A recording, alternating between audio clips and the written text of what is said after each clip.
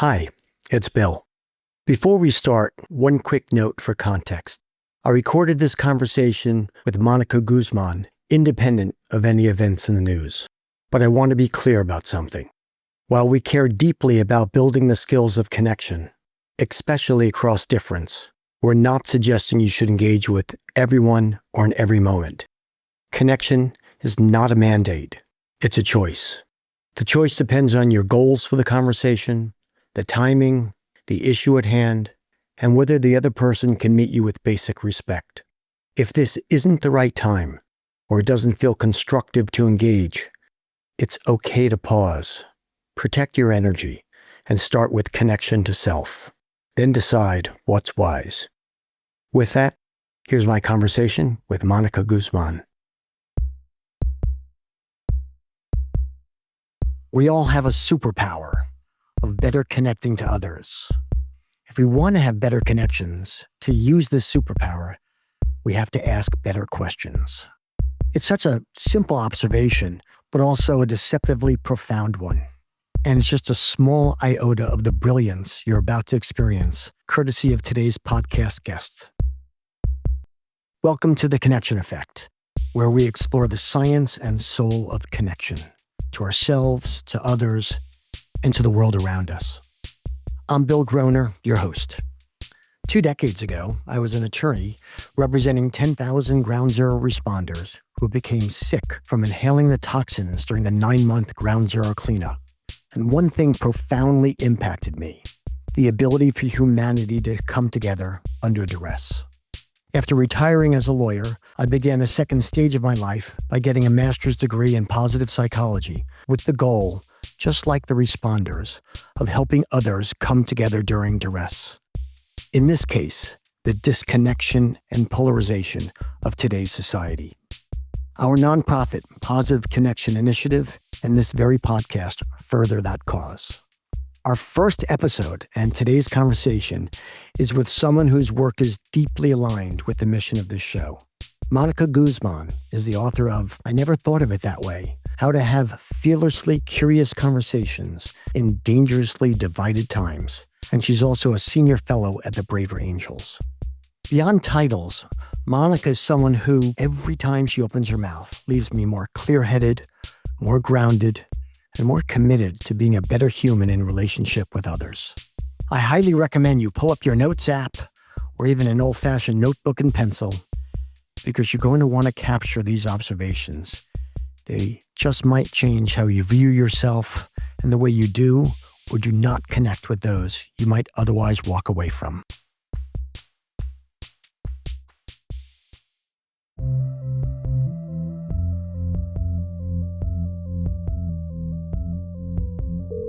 God, it is nice to see you. It's good to see you too, yeah. Start at the beginning. Why did you dedicate yourself to such a complex question of depolarizing society? I care very deeply about helping people understand each other. It's what drove me to become a journalist as a career. And I reached a point where I realized that if I'm going to try to help people understand each other, the institution of journalism is not the place to do it, because the foundations underneath journalism and politics and our institutions, and maybe most of all, the trust-building institution of our society, which is really just the relationships we build with each other and the interactions we have, is broken. Something about those foundations needs repair. We need to take a close look at it. And once I realized that, everything started happening automatically. There's a book that just had to pour out of me. I was terrified of writing it. And it was painful. And it was happening during 2020 when I had to be a remote kindergarten teacher to my, daughter. But it had to happen. And it had to happen because of the conversations I was having with my parents. I'm in a politically divided family. And we have conversations. And they are really hard. And we get really mad sometimes. But we keep having them. And I've heard people say that we shouldn't anymore. And I just reject that. And so I had to explain that, and I had to discover why it seemed so strong of a conviction. It pains me to see people judge what they don't know. And we don't know each other. So we're judging each other so viciously and so much when we don't even know who each other is and what's in each other's hearts. We're taking signals from a bunch of spaces that we shouldn't trust as much as we're trusting. And that blindness is dividing us to a dangerous degree. And we all feel it. We all feel it. It's gotten worse and worse every year since I wrote this book. But the cool thing is there are tools, there are techniques. They are psychologically difficult to put into practice in the moment, but they are not technically difficult at all. They are as easy as saying a few words. That's it.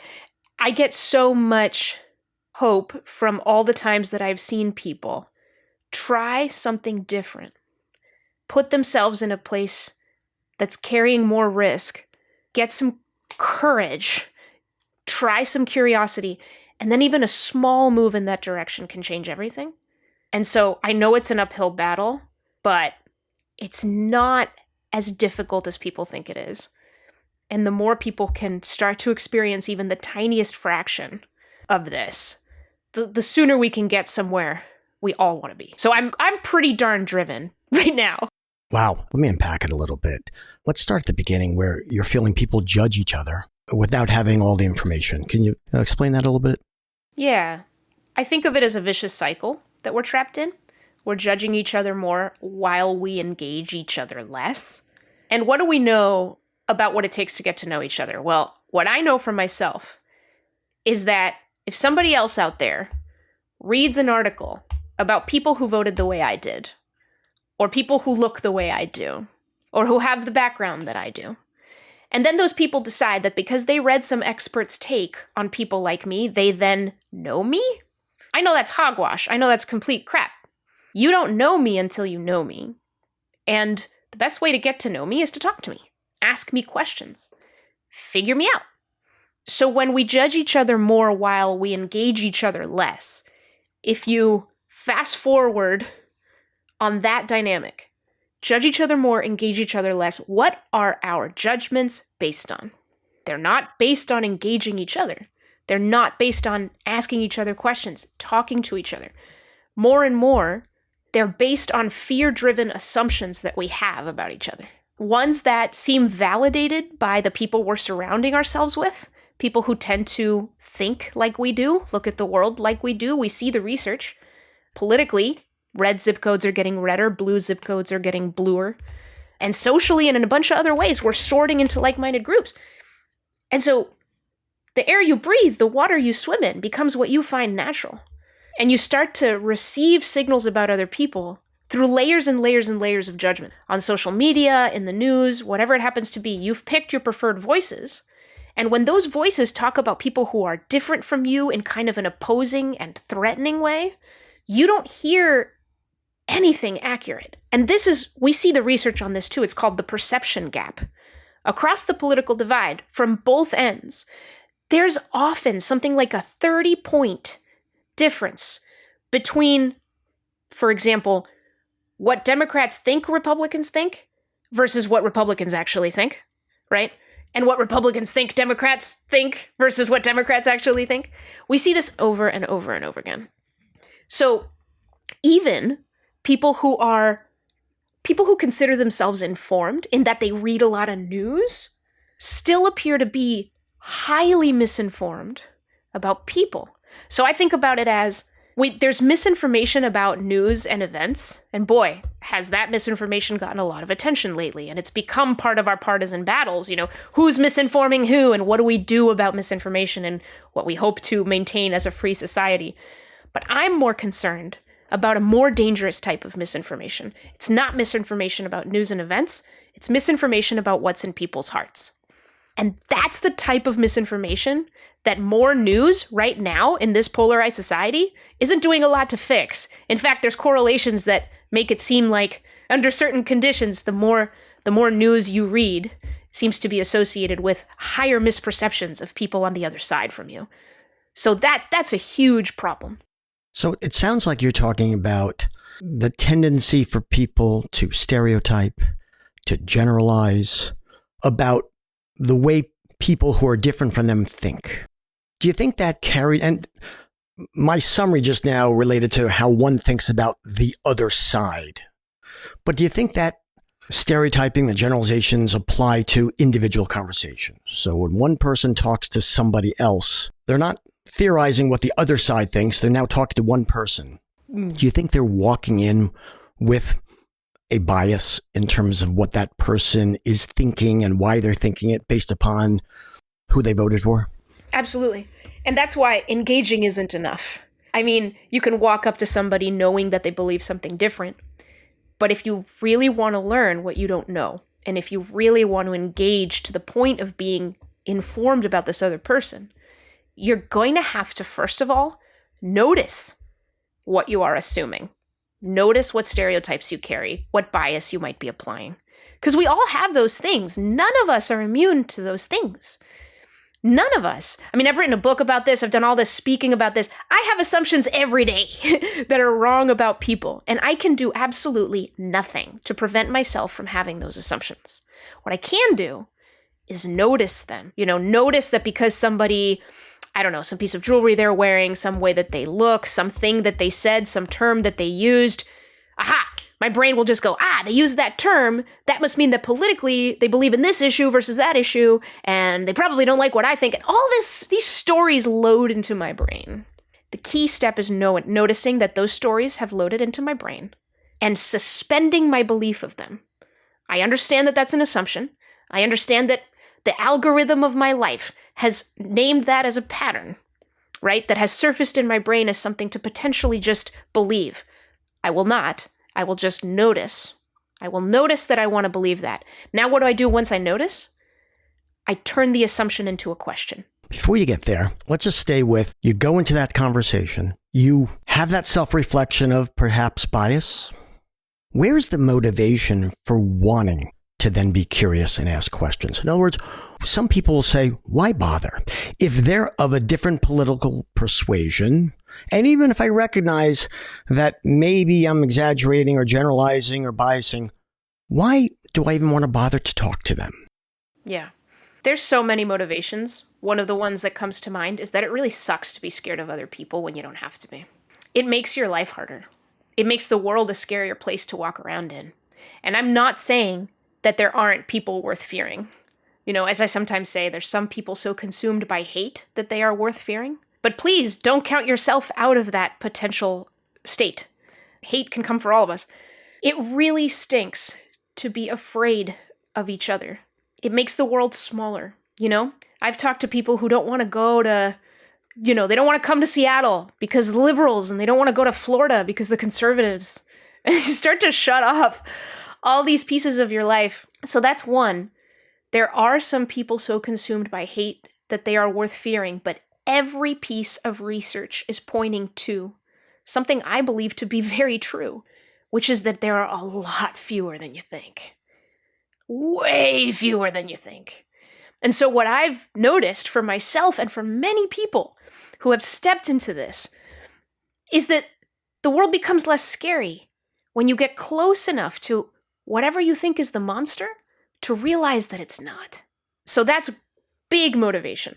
Another motivation I hear a lot from advocates and activists. I'm an activist too, of a certain stripe. I'm not an activist for a partisan political cause. I'm an activist for a culture and kind of a substrate that allows all of us to have the discussions we need for the best ideas to come forward. That's what I'm an activist for. Activists for partisan political causes, who we need and who are powerful, right? And who need to feel powerful and be empowered. They worry that talking to someone on the other side, oh my gosh, that it requires a kind of abandonment of their own convictions, that it shows a kind of weakness, that it gives ground to, the other idea. Oftentimes, activists for partisan political causes are the folks who really do believe the most kind of negative things about people who would be against an idea that they are so for. And that makes sense. That makes sense that they would be extra afraid. But here's the thing. When you look at the history of social movements, especially when change happens in a good direction and it doesn't happen because of war, it happens because of relationship. It happens because even while Many activists are out there with their slogans and their disruptions and their protests, right? There are always some activists who are in there having the behind-the-scenes conversations. They are in there sitting around the table, sitting across the table from the person who wants exactly what's opposite from them. And they are asking questions and they are listening, both of them, to figure out how you can figure this out. That's always important.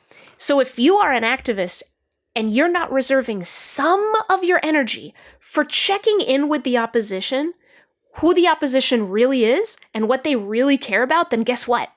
You are fighting ghosts. You are fighting ghosts in your head. And good luck getting change that way. You're gonna have to take that step to check in with what people actually think. Don't believe what's in the media and don't believe what all your fellow activists are raging against. Like, we're built to be tribal. Don't believe it. Go and check it out. So let's expand this part beyond activists. What would you say to those? And I agree. A lot of people don't want to ask somebody they disagree with of why. Or tell me how you came to that, or tell me more about that, for fear of breathing life into it, or for fear of saying, oh, I'm going to give you the space and the voice to say things I disagree with. Yeah. And it is fear-based. What would you say, or the reason is to go beyond that fear? Yeah.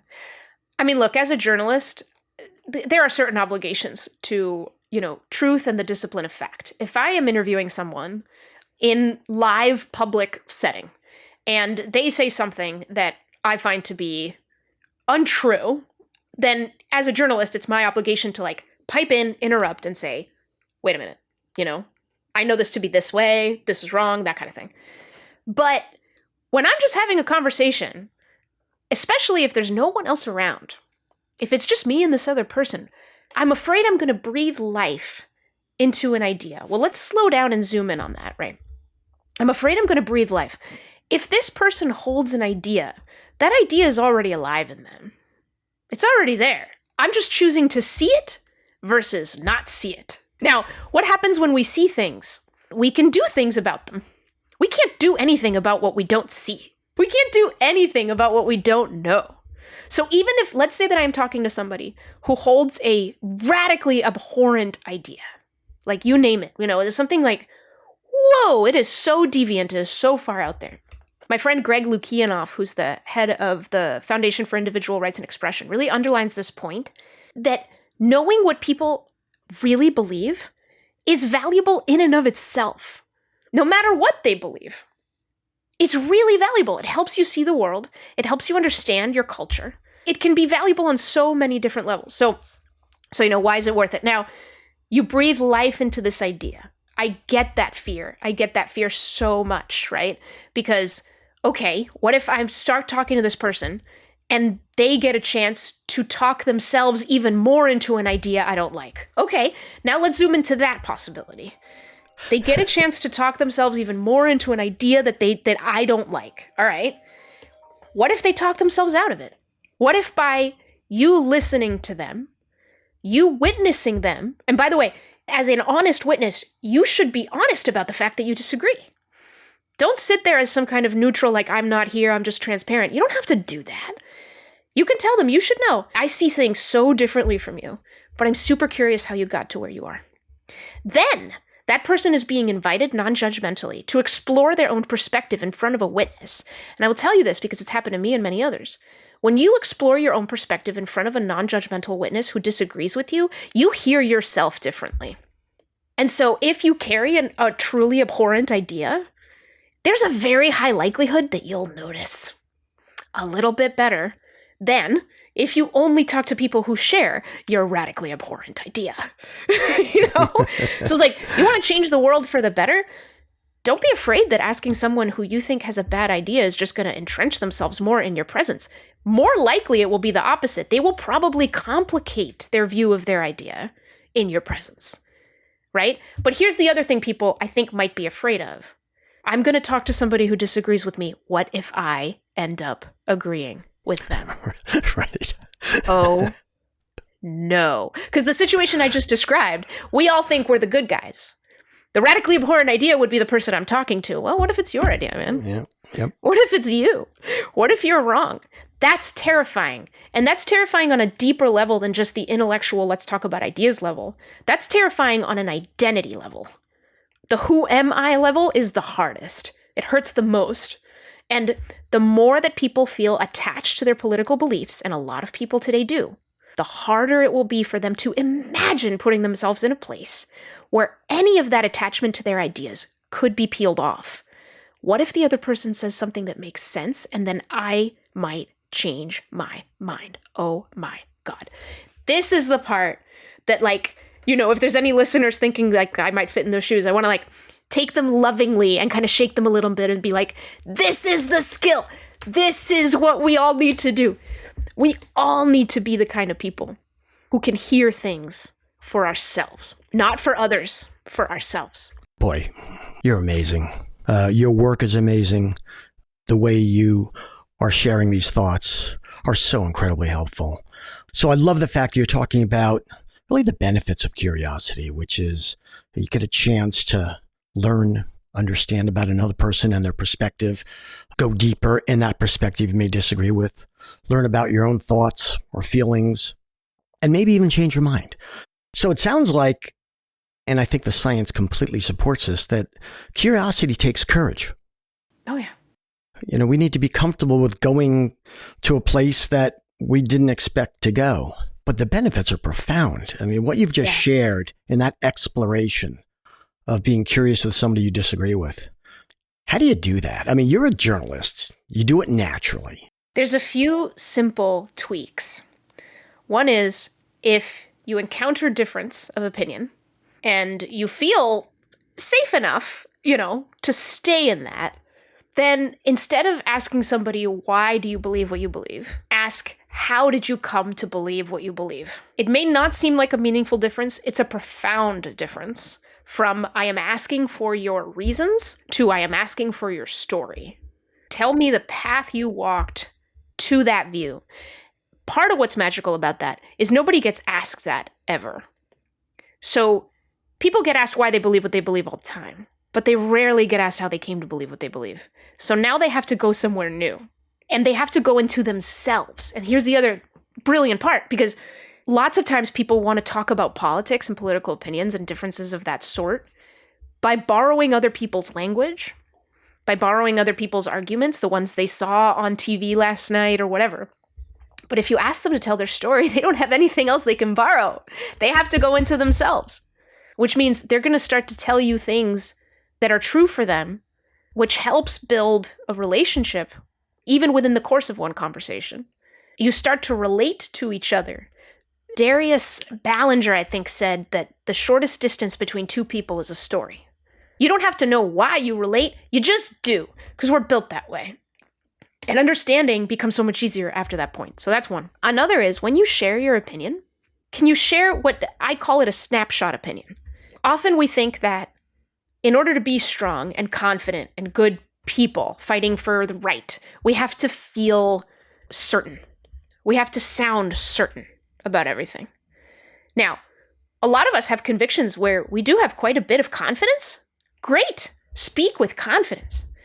But a lot of the times, if we're honest, we don't have that many convictions where we're 99% confident. We're probably like, 60% on this one, and 65% on that one, and 72% on that one, you know?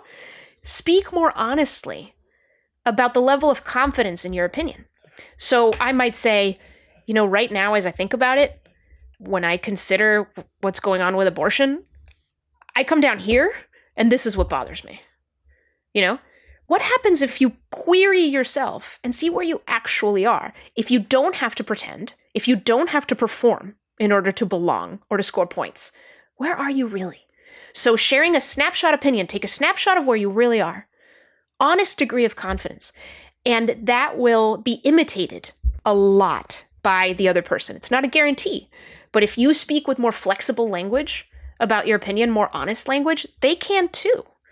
And then you're having fewer black and white fights, and you're in a gray zone that's a lot more true most of the time. You know what that makes me think of? We discussed earlier the benefits of curiosity and learning about another person's positions and maybe your own. But you just talked about storytelling and also sharing your lack of certainty on conviction. Both of those are, give rise to vulnerability. Yes, exactly. And what better thing can we do when two people talk who disagree than to start being open and vulnerable with each other? Mm-hmm. I'm just feeling the connection that we can have. And I love storytelling as a vehicle for that. Yeah. So you talked a little bit about not having conviction, which to me, I want to relate it to the concept of nuance. I'm watching and not thrilled with what I see in our society as people not having nuance. They are either believe left or right. They believe A or B. It's a very binary way of thinking. And I also find, not even politically, I have a binary way of thinking that I'm working on. And it almost feels more comfortable to be certain of A or B. And maybe it's not A and B because that's more confusing. Yeah, exactly. And I try every day to grow and think life is not binary. So can you talk a little bit about binary thinking in terms of political conversations and people talking to each other? Yeah, I mean, I think you nailed it. Vulnerability is very tricky. Certainty is soothing. When you're certain, the question dies and you don't have to be plagued by it anymore. You can focus on other questions. And look, right now, society feels frantic. People are busy. They're tired. We don't exactly have a lot, like an abundance of energy across society for the kind of discovery that requires leaving your priors behind. And it's an insecure place. Every question is an insecure place, even the tiniest questions. I don't know. Well, shoot. What do we do about that? We can't act on a lack of knowledge. If we feel enough urgency toward acting on something, we will manufacture certainty, right? Because, I just have to know. And as a parent, as a mom of 2 kids, I often find myself doing that. The 2 kids will get into an argument. Who started what? Who did what? I wasn't there. But mom, Lena did this and Julian did that. And at some point I have to be like, you know what? We're just going to do this. And I wasn't there and there's a lot of nuance and I can spend more time on it, but we got to go. And this is annoying me and I paused a phone call and I need to get back to it. We always do that. And you kind of put it really nicely a minute ago, Bill. You said, I'm always trying to grow. I'm always trying to grow. And I think a lot of us want to be better and we always want to grow. Our lives are very complicated. It's like we have to sort of pick our battles. We have to pick our places where we can invite nuance in. But I think what we have to be cognizant of is that those decisions have consequences. And right now it feels like on a societal level, so many of us are choosing not to be curious about what the people who share our society think, that we are eroding the principles and practices that hold us together. So that may not have immediate consequences, for you and your family today at the restaurant, at the park, but it will have consequences later. So the nuance is always there. It's just, again, a choice of, do you want to see it or do you not want to see it right now? And that's the personal choice. Let me add on to that growth conversation.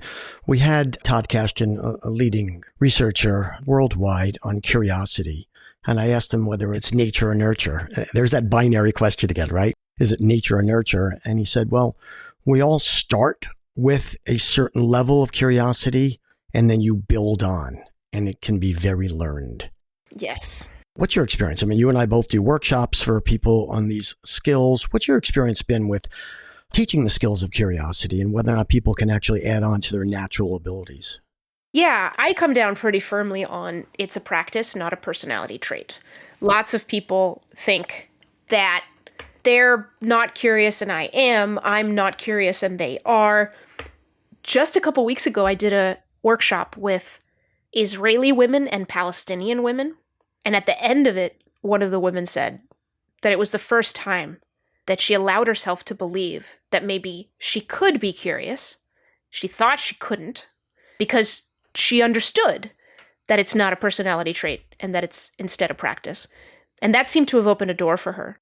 Wow. Can you stop right there? Can you tell us more about that? What part of the training did she say that? Why do you think, or what did you do that evoked that? Well, the whole workshop is premised on that. Everything I teach and train is premised on you can learn this. And so we did some exercises to practice it. We talked about some of the theory behind it, but I don't like academic theory so much as I like human nature theory, the kind of stuff that people hear and they go, oh, yeah, I know exactly what he's talking about. Mm-hmm. So I think there was a lot of that. And I think a lot of people just don't get to hear enough that invitation that they can develop this part of themselves by doing it. That's all it takes. You don't have to understand it all the way down. You don't even have to feel like you're going to enjoy it all the time. Because let me tell you, the women in that room that day, that workshop, there were tears, there was anger, there was resistance. Of course there was. Mm-hmm. And I told them, you have more to teach me than I'd have to teach you. I'm humbled by the degree of hate and violence that you all have to put up with every day and what that has taught you that I want to learn from. So I hope, I try to live some of these practices myself. I'm leading a workshop. What the heck does that mean? I'm not leading anything. You all carry the wisdom. We each carry the wisdom. So that's another piece of it for me, is I have found that some of the folks who have encountered the best techniques are not academics. They're not experts. They're not sociologists. They're not psychologists. They're human beings who are trying to connect with the abundance around us. We know that the world is a big place. We know that joy is probably findable in many moments where it may not seem to be. And we all want fulfilling lives. And it just turns out to be true that if you carry a lot of judgment and hate in you, you're not having a good time. You know what I mean? You're not having a great time. And you are most likely missing something. And so when you go and find out what that is, and you try these practices, you try different kinds of questions, different kinds of postures, then you start to learn something. And here's the other thing, is it compounds, right? So let's say that, you're in this situation, you're in this conversation with someone and you've never asked them this question because you've just assumed that you know what they're going to say. And, you know their politics and it's different and blah, blah, blah. And one day you just decide, you know what, I'm going to try this. I'm going to give it a shot. And I go, hey, Sandy, I don't think we've ever talked about this, but can I ask you a question? I've been really curious about something. Sure. What you got? Well, I have a sense that you and I disagree a lot on something that really matters to me, and it's this issue. Can you tell me, and I promise I'm here to listen, can you just tell me what you think about it for a minute? And then what follows is often a miracle. Yeah. I cannot tell you how often I'm in those situations, my heart is pounding, and I'm like, they're going to confirm my worst fears, or whatever, right? And I mean, maybe they do, maybe they don't, but what they say is the truth. What they say is the truth about what they believe. Hopefully, if I've done a good enough job giving them that sense that, look, I'm just here to receive you, not to try to change you. I'm here to receive you. And then that person just shares who they really are. And then it's always more complicated than I thought. Every single time. Every single time. And I go, whoa, you thought of that? Or we agree on that? Whoa. And also sometimes, oh, yeah, I got to tell you, definitely depart on that. Can you tell me more about how you arrived at that? And I'd love to share how I see it very differently. So it's things like this. You do it in one conversation over the table, in the car, at the park, on the bus. It doesn't matter. You do it in these small moments. They last 2 minutes, 3 minutes, 4 minutes. But each time you do it, I'm telling you, it's more interesting than you might think most of the time by far. By far. So you get addicted and then you start practicing it more and more and more. And then it becomes natural to you too. I agree. It is infectious. It is something that creates positives that can, be viral. And by the way, I've seen it even in non-political conversation context. We were out to dinner the other night, and my wife asked a friend that she didn't know all that well. Mm-hmm. He talked about something important to him, and she said, "Tell me more about that." And he sat back and said, "Wow, no one ever asked me that." And he basically looked at her like, "Wow, you care." Mm-hmm. I matter to you. And my wife then came to me afterwards and said, wow, it was just one simple question of tell me more about that. Yeah. Yeah. And people can tell when you're being genuine, and there's genuine interest, like, whoa, tell me more about that. And it is, you mentioned the word care, and curiosity is care. It is. When you take a genuine interest in someone else, not voyeuristically, not to like prove a point or to corner them, but because you're actually just wanting to hear more from them, people are shocked. People are stunned. And keep in mind, we're suffering from an epidemic of loneliness. The US Surgeon General has talked about it. We all crave connection, and we get far too little of it. We are scared of people who don't know us and who we don't know. And then there's this layer of political stuff, that makes us feel even more scared. So the odds are against us, reaching out with curiosity to somebody else. But boy, the stories we tell ourselves about how scary that will be are so misinformed.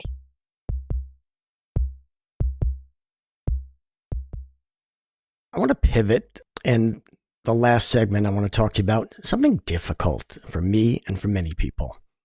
Best friends, high school friends who disagree politically. Mm-hmm. A very small segment, but a very profound segment.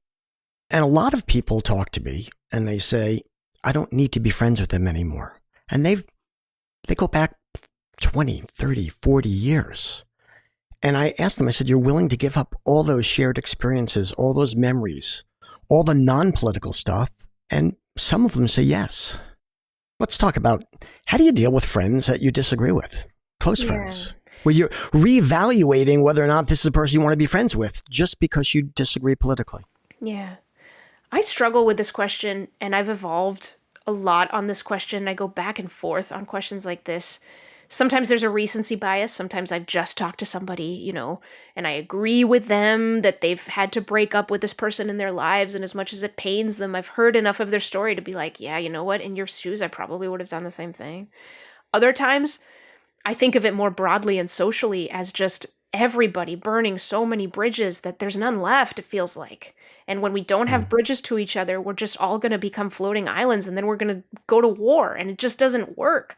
Relationships based on friendship or family are so powerful, and losing them can have such a high cost, especially in a society already struggling with loneliness and disconnection. So all those things are true at the same time, which makes it hard for me sometimes to come down on any one prescription. I don't think that you can. I mean, we are free people. That's first and foremost. If you feel that you can no longer abide this other person, even though you've had a deep relationship, then I hope that you have thought about it very deeply. And I hope that you have thought about it not just with your mind, but with your heart. And my hope is that you don't go all the way to burning that bridge. Maybe you say you need distance, Maybe you say you're working through some stuff. Maybe there's a way you leave the door open. I don't know. I hope so. It can feel really strong and sharp of us to just make a big move. Rip the Band-Aid off. Just tell him I never want to see him again. And mean it. Cancel all these things. But is that necessary? Like, can you buy yourself some time and distance? Because boy, that can change a lot. I've heard I'm thinking of one family in particular, where they thought they needed a full lifelong break. But what it turned out they needed was time. And with time, this is a mother and a son. With time, they were able to, I guess, kind of discuss with themselves, observe how much they missed each other, even though there were also voices in their head saying, you don't need him, you hate him.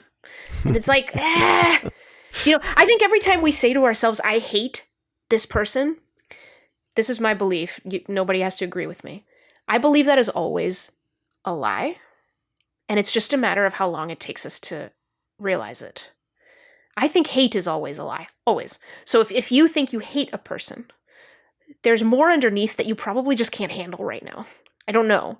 It might be the least painful thing for you for right now to say, I hate that person, because hate says, get away.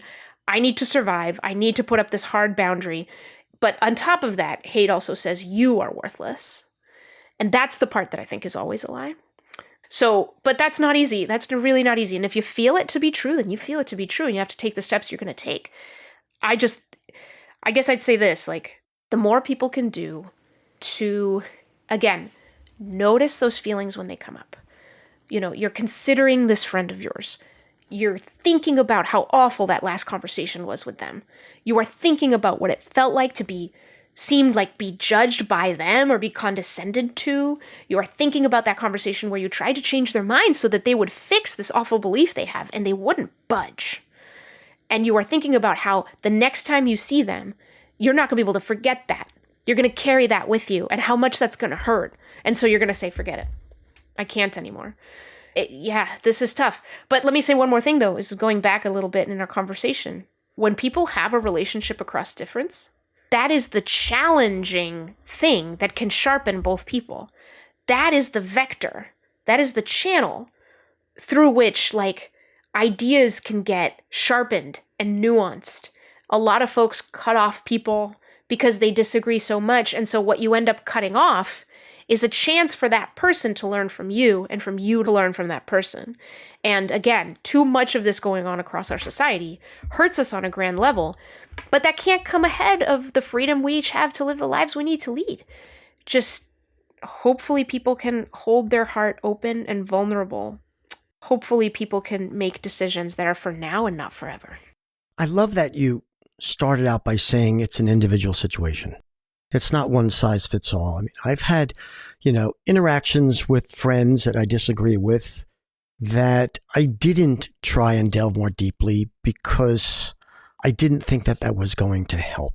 But I've had conversations with the friends I disagree with where the more that we dove into each other's thoughts and nuances, the more we realized our commonality. Yeah. And that we agree on so many things. And just because we label one thing or one the other doesn't mean we don't share the same values or the same perspectives in many ways. Yeah. I really hope that people who believe things that basically end up making them exclude categories of people from their life, I think those beliefs, I hope that there's a way to evolve them. I think that some people, when I agree with people who have, they tell me their stories and I totally get it and I would have done the same thing, it's often people who have relatives or friends who just believe that something about them is completely unacceptable, like something about them deep down. And those are really hard. And those are the ones that I think pose the biggest puzzle for people because they feel, because of a belief, an inherent lack of love. And even if the other person says, no, I still love you, I just don't agree with the way you live this or that way, they don't believe it. They don't believe it. And it feels like a judgment just to be with that other person every single day. And that pierces the heart so much that they feel that they can't even stand up as who they are. That's really hard. And those are the ones that I don't envy. I don't envy the pain there. I still think, because I've seen it, I still know the transformation is possible there. But it's probably the most painful category. Yeah, I mean, I'm frankly a little anxious just listening to this, and I'm part of this conversation. Mm-hmm. So let's end on a positive. Your work on curiosity and my fascination on it is really showing itself to be a great pathway towards really helping. In workshops we've done, the relief our participants are sharing about, all I have to do is understand, not win. What a relief for that to be the goal of conversation. The connection people are finding by curiosity. We're seeing that a lot from your side. And you do a lot of work and you do speeches all over the country. And your book, I never thought of it that way, as a New York Times bestseller. I'm sure you've seen profound impacts. Can you share a little bit about that? What's working? Oh, yeah. You mentioned the word relief. I think it's largely about that. I think there's lots of stories out there that we can choose to believe that leave us with very little power. That side is doing X, Y, and Z, and so we're kind of crushed in these ways, and we have to fight in only these ways. We can't be ourselves because we'll be crushed and destroyed and stereotyped and judged, and it's all a doom loop and all these things. You can go pretty far down that road. Or even, taking it more lightly, just, I can't be real to people. I can't say what I really think. The cost is too high. The risk is too strong. The relief people feel, whether they read the book or they participate in programs from bridge building organizations like Braver Angels, which I'm heavily involved with, or they just get exposed to stories about real people who counter all of these narratives. It's happening all the time. It's happening all the time. We're not built, our media system, it's not built to highlight those things. The division is profitable in a lot of ways. That doesn't mean it's actually as big as it appears. So there's relief in the techniques and practicing the techniques. There's relief in realizing that you have power that you thought you maybe didn't. There's relief in people finding on-ramps to things. I remember one reader who told me, thanks to your book, I was able to reconcile with my mother just before she died.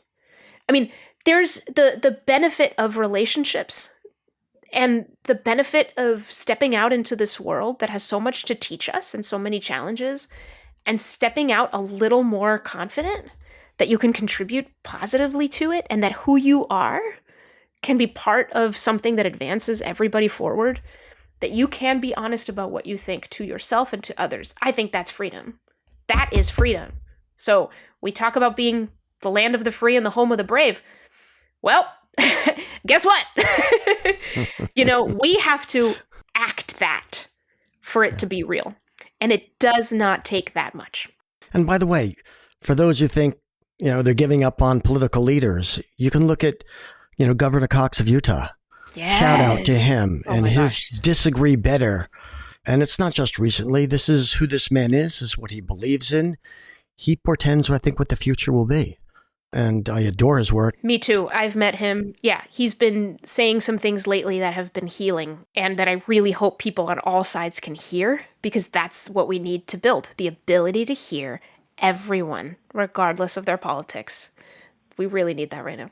Monica, your work every day about taking to the streets to help people understand that we need to connect, we need to be curious, we need to understand, we need to share, we shouldn't be afraid of it, we can connect when we disagree, is profound, and you are really making a difference. And I thank you so much. I have two final questions. One is, what's one hope you have for the future for either individuals or society? I think, given sort of what's cycling right now, I hope that we're able to manage our anger.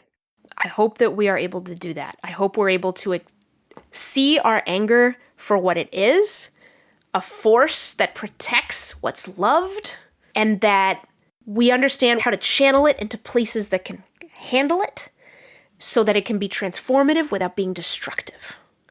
That's what I hope. Wow. The positive power of anger, which is, and anger is an evolutionary based emotion, which basically helps you marshal resources and protect and act. What's one belief that you have that we can do that? I believe that even when it seems impossible to have conversations with others, it's always possible to have conversations with ourselves.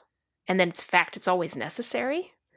So even though we seem disconnected from others, we seem lonely, and we're burning bridges with other people, we are always with ourselves.